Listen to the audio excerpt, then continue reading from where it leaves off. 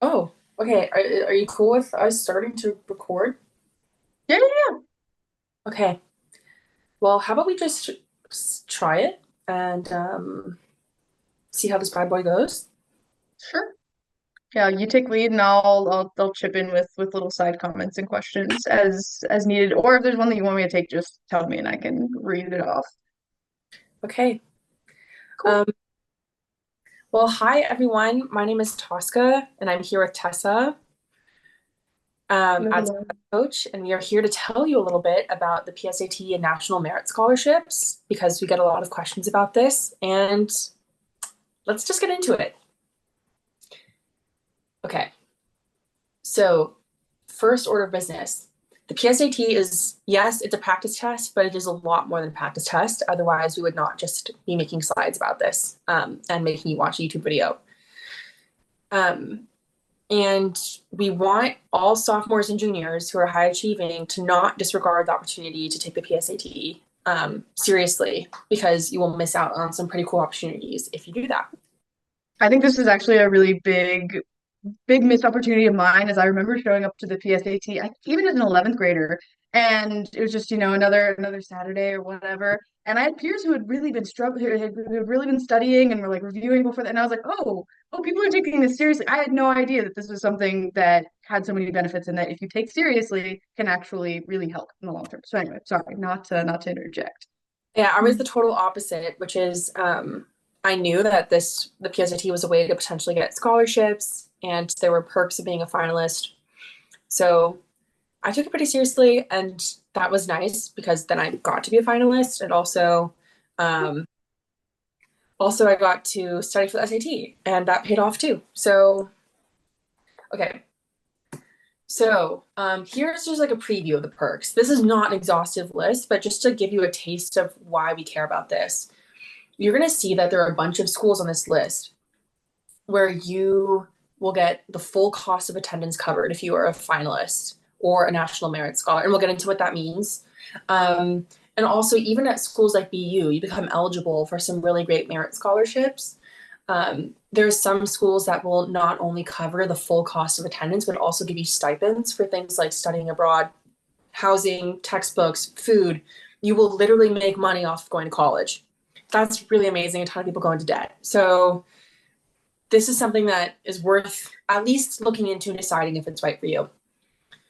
Um, any follow-up questions on that? Feel good?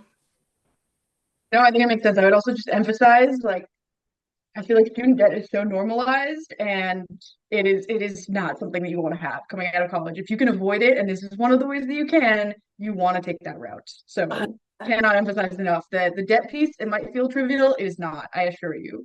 Yeah, for sure. Having hundreds of thousands of dollars in loans over your head while you're trying to find a job is not, let's just say it's not pleasant.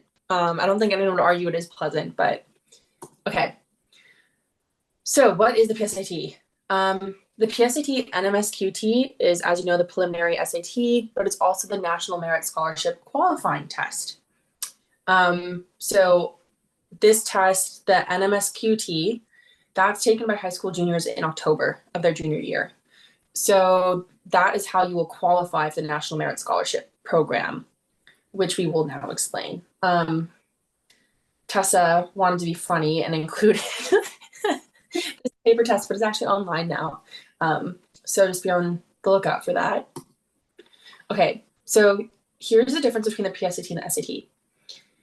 The PSAT is scored a little bit differently. Um, on the SAT, you can earn up to 1,600 points. On the PSAT, you can earn up to 1,520 points. So the reason for that is it's just a slightly easier version of the SAT in that they remove the 80 points of hardest questions. So the questions are identical to questions you would see on the SAT. They just remove some of the hardest questions. So that does mean that when you study for the SAT, you're essentially studying for the PSAT. It's also worth noting that the PSAT does not have an essay section, but otherwise they have the same sections. They have a reading section, a writing section, and a math section. And then something you need to know about the PSAT is that they calculate something called a selection index for you. So besides your score out of 1520, you will get a selection index. Um, so who cares about what a selection index is? That's how they decide whether you become eligible for national merit. So a selection index is a really stupid formula. Well, maybe it's mean to call it stupid, but it's a goofy formula that is based off of how you score on the three sections of the SAT, or the PSAT.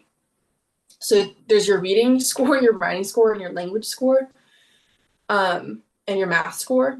But we're not talking about the points. We're talking about there is like a different score that you get on each section, which is calculated into points. So you might get like a 35 in reading, a 38 in writing, and then a 36 in math. And the equivalent scores, just to like give you a sense of what that means, is a 730 reading and writing and a 720 in math. So the way that works, the way you can actually get to that, the 36 in math, if you double that, so that times two, and then that's 72, 720. So I don't really know actually how to explain the scaled scores. I might even want to try that again, but The long and short of it, though, the most important reason that we go over even the difference between the scaled scores and normal scores that you would see on the SAT is that our STEM students, in theory, need to keep a bit of an eye out in that you're kind of getting a little shafted in how this scaled score is calculated, which, I mean, Tosca, we were talking about this earlier, if you want to explain yeah. it. But... Okay, let's just I actually think we should just edit out everything I just said about this because it's just not help. It doesn't make any sense. Mm. So the long and short of it with the selection index is that, yes, you get your score out of 1520, right? But you also get a scaled score. So in the reading section, the writing section, and the math section, your point scores have an equivalent in a scaled score. So a 720 math is equivalent to a 36 scaled score. Or a 730 reading writing, depending on the breakdown by section, might be a 35 in reading and a 38 in writing. And this will all be on your score report. However, you'll notice that when we calculate your selection index, which ranges from 48 to 228, that the reading is 1/3 of it, the writing and language is 1/3 of it, and the math is 1/3 of it.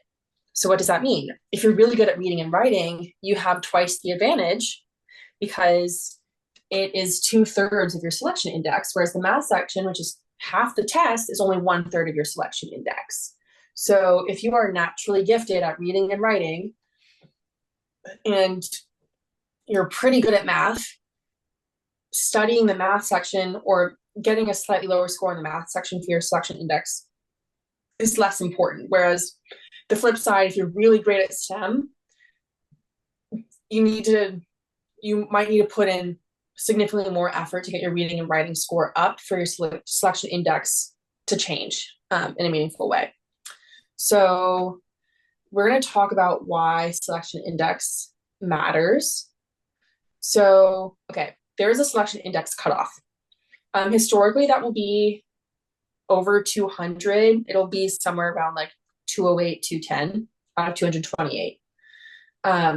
So let's just pretend it's 210 for the purposes of this, but it varies by year because it's statistical. So it's just for like the highest scores in the country. So that's about 50,000 scores.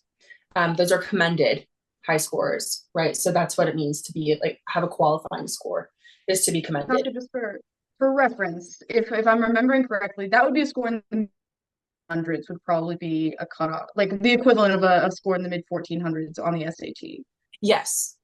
So I don't know the exact score, but if you're in the mid 1400s, I would say pretty safe that's probably a commended score.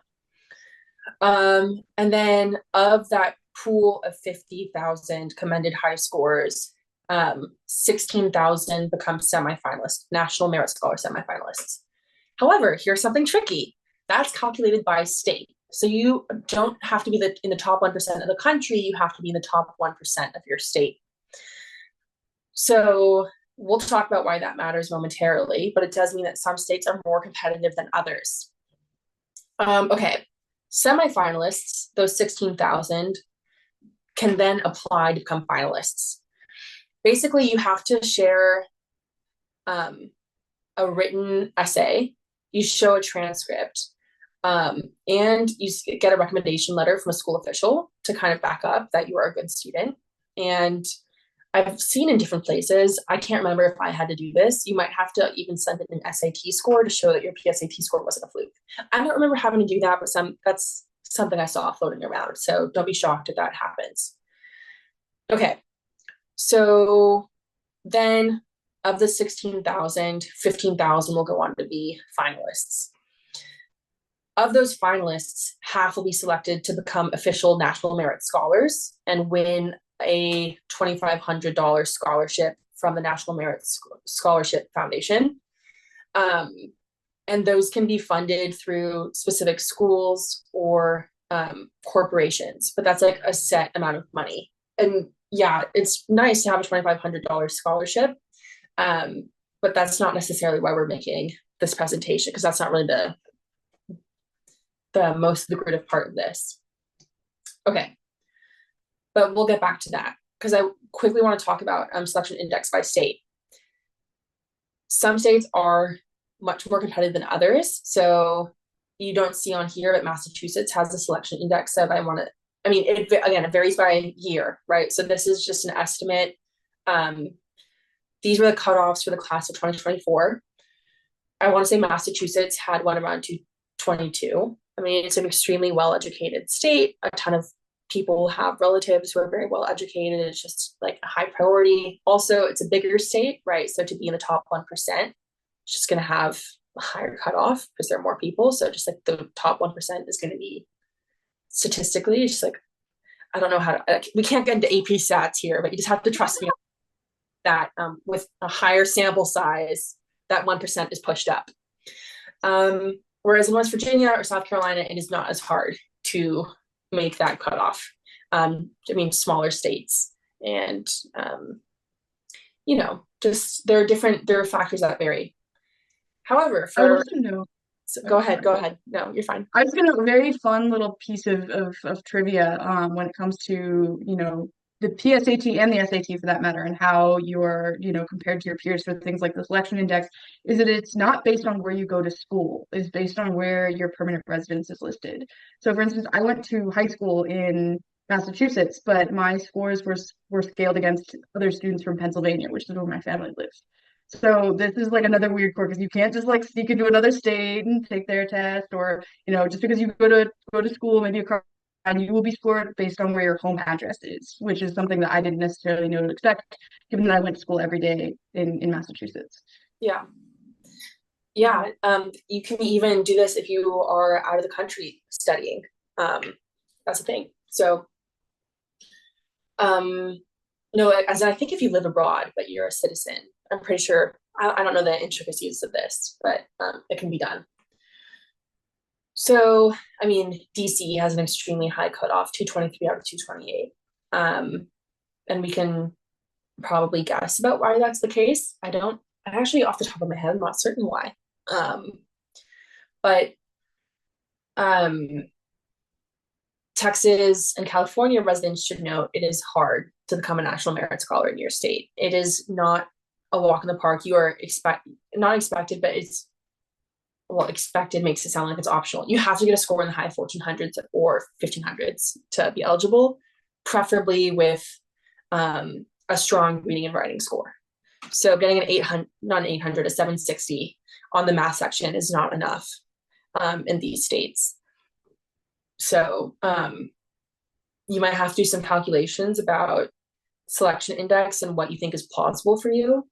But if you think that you can get to that reading and writing score, that's something to think about. I would note though that again, that might sound intimidating, like, oh, I have to get a score in the high 1400s, low 1500s, like I don't know if I can get there. But I would note that most students again don't necessarily know to even study for the PSAT. Yeah. And if I'm not mistaken, the PSAT, in the same way as the SAT, will be scaled slightly per how a given class of students does. So if you really put the work in, it's I think more doable than it might sound on its face. In that again, PSAT is an easier version of the SAT, and a lot of students don't even know to study for it in the first place because they just see it as, batting 100%. practice.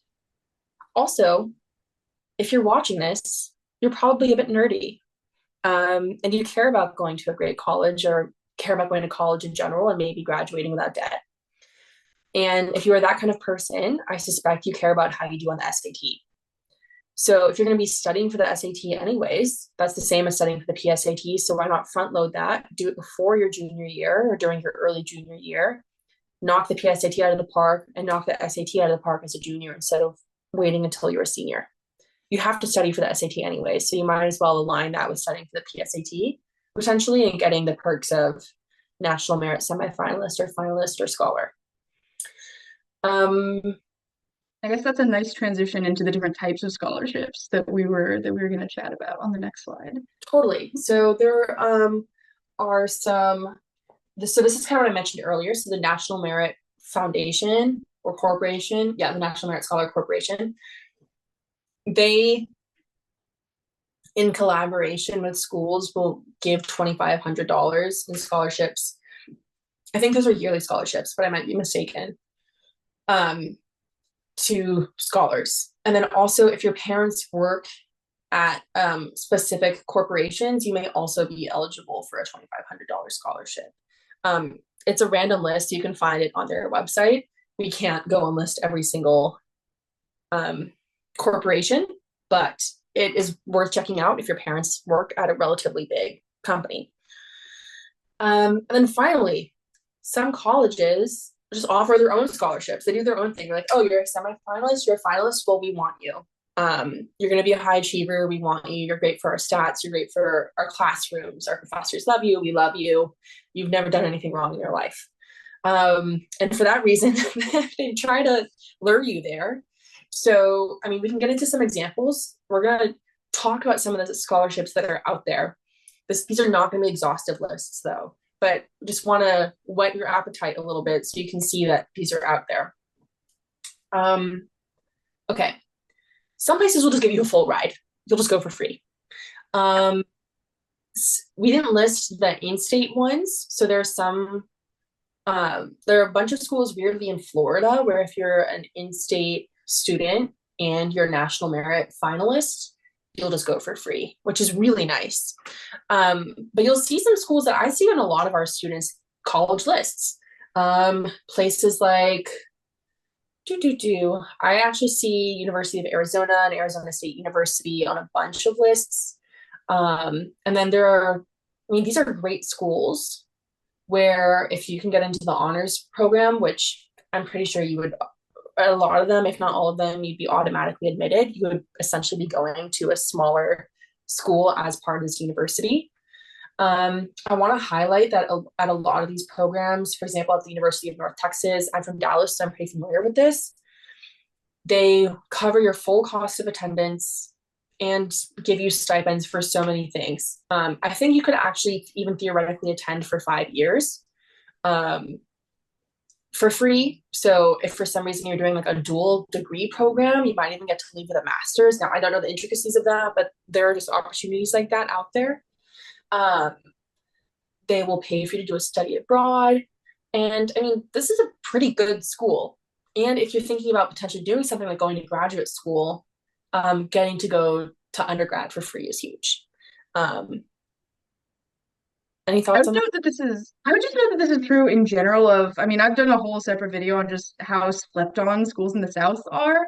Mm, I remember being pretty furious, frankly, that for those for some of you might know my background, but I ended up having to transfer schools after my freshman year because I couldn't afford where I was going, because I right. refused to graduate in debt. And I'm very lucky in that I ended up at Harvard, which has, a big enough endowment that they were able to foot the bill.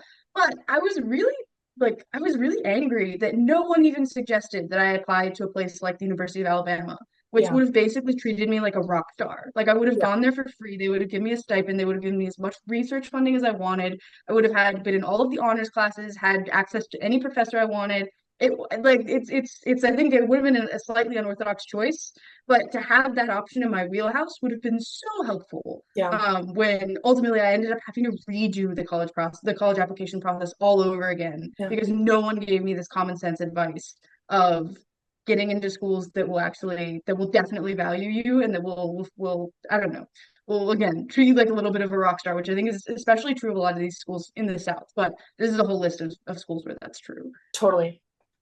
Yeah. And I mean, again, I see these schools on so many of our students' lists. And if you could go for free and be treated, like Tessa said, like a rock star, would that not be a pretty lucrative option? So the fact that if you could study, um, sorry, I was getting a call. If you study a couple of months earlier than you planned for the PSA for the SAT, you might have that kind of an opportunity. It seems like a missed opportunity if you don't try at least. Okay, and then also there are plenty of other schools that have noteworthy scholarships, even if it's on a full ride. Although some of these are the full ride. So, for example, Arizona State, you would get a full ride theoretically. But even at places like Texas A&M, um, Vanderbilt, BU, University of Miami, University of Florida, you can get scholarships for being a National Merit Scholar. It's not huge, but it's still money, right? And that's nothing to sneeze at. Something I want to point out to you guys: University of Southern California. Tons of our students list that as a dream school. Half of your cost of attendance is waived if you're a finalist. Um, that's huge. It is not a cheap school, but half off is pretty good. That I don't know the exact tuition, but I imagine that adds up to about $160,000 if I'm doing. Actually, I don't know what the difference is between. Hmm. Actually, let's check on Half that. on the Um, I would also note while Tosca, oh, if you have that figure, I can skip yes, this, I do. but So, okay, so okay. tuition, all right. So the actual cost of attendance, that's tuition and fees, is Mm, over $80,000. The tuition itself is about $65,000. So I was a little bit off. It's more like you'd be saving $120,000. That's not nothing though, right? yeah. Just saying. I would also note that I mean, I feel like we have really emphasized the financial aspect of, National Merit Scholarships and the National Merit Scholar process. But even beyond, you might notice that a lot of the really, really name brand schools, like Harvard, for instance, is not on here. And it's in part because, a lot of these really, really top elite schools, these name brand schools, often don't offer merit scholarships. So Harvard, for instance, doesn't offer merit scholarships, so it's not going to throw extra merit money at you for being a national merit scholar. But oftentimes those are the schools that have the most competitive financial aid. It's need-based. So if you get into Harvard, in part, I would think that, I don't think, I know that being a national merit scholar would help get you in the door, even if they're not giving you money, kind of A, B, C, like national merit scholar, get it, and then get money. There's an understanding that they have pretty strong endowments. They're going to give you financial aid if you get in. So even at some of these schools where they're not formally giving you money, there's an understanding that they have really strong financial aid. They're going to reward you for being a competitive enough candidate to get in the first place. 100%. I mean, it'd be crazy if Harvard had merit scholarships, if you think about it, considering how hard it is just to get in the first place. But there are some amazing schools, like Tessa said, that are committed to making school affordable to anyone who attends and to helping students graduate without debt, depending on your situation. So there's only upside to getting semifinalist, finalist, or scholar status. Okay. Okay. Final thoughts. You're probably asking Million yourself, dollar question. okay, sorry? No, is it the $1 million question? Should I Yeah, study for the PSAT? yeah, this is the $1 million question. Should I study? Right? You've heard all this, you're like, okay, well, it seems really hard. There are only 15,000 finalists and 75,000, not 15,000. Yes, 15. Oh my God. There are 15,000 finalists and 7,500 scholars. I swear I can do math. Um, and you're probably like, okay, I'm in a really competitive state. Is it worth it? Well, I mean, there's a pretty easy way to find this out. Hop on Khan Academy, take a practice test. if you're naturally scoring in the, I would say the high 1300s, but with a good reading and writing score, or low 1400s, you're probably within striking distance. Now, I would say 100 points is probably the more reasonable range, because you don't want to bite off more than you can chew when it comes to studying for this. But I do think it is possible to improve your score that much with some focused studying. Also, we have folks on our team who can talk to you about that. So if you want an SAT tutor, we're right here for you. But if as a second semester sophomore, you are scoring relatively well on a practice SAT, it's worth looking at. As we indicated before, if you're great at the reading and writing section, definitely think about it. If you are scoring the low mid 700s as a second semester sophomore, definitely think about it, because that will give you a huge advantage. And then finally, if you're going to take the SAT anyways, that should be like an extra point in favor of doing it, because it's the same thing. There's not a PSAT study book versus an SAT study book. It's the same thing. So worst case scenario, oh no, I studied so much for the PSAT. Okay, well, you got a better SAT score, even if you didn't become a finalist. And I think we can all recognize that there are benefits to getting a good SAT score too. And I do maintain that and this is going to sound maybe a little pompous, but I don't think the SAT is in its content that hard. I think a lot of it is muscle memory and knowing the cadence of the test. Like it is knowing how, like I think if you had like infinite time to, go through, read, correct your work, whatever, I think a lot of students would do fine. It's just a matter of being able to, it's really kind of muscle memory. And if you're studying for the PSAT in hopes of getting a good score on that, then the SAT is just going to come so much easier. Not even because the content is so complicated, but just because, knowing how to do it as an exercise is a skill that you pick up over time. Totally. Unfortunately. But totally. I I completely would agree. also note a very silly, and then this memory hit me like a truck when you were mentioning your own PSAT experience, and we were chatting at the beginning of the video. Fun perk of the PSAT is that because it's not offered as often as the SAT, and because it's a little less serious, because people's scores aren't going to be disqualified over people talking about it, whatever.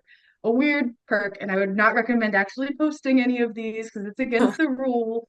But every time the PSAT happens, if you take it, there's so many memes online about different questions that were silly, or characters who were in pieces of the writing section or whatever.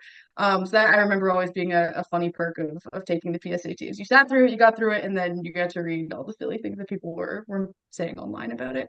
So I don't know, but yeah, maybe a silver lining for some students who are not looking forward to it.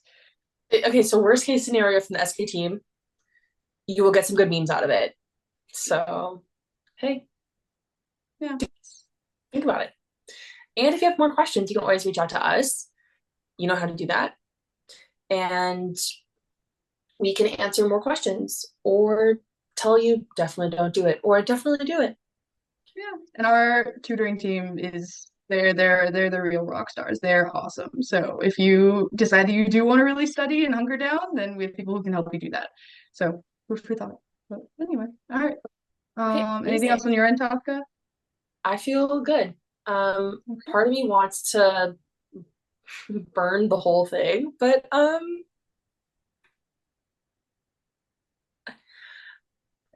let me stop recording for a second, because I really need to. 1 second.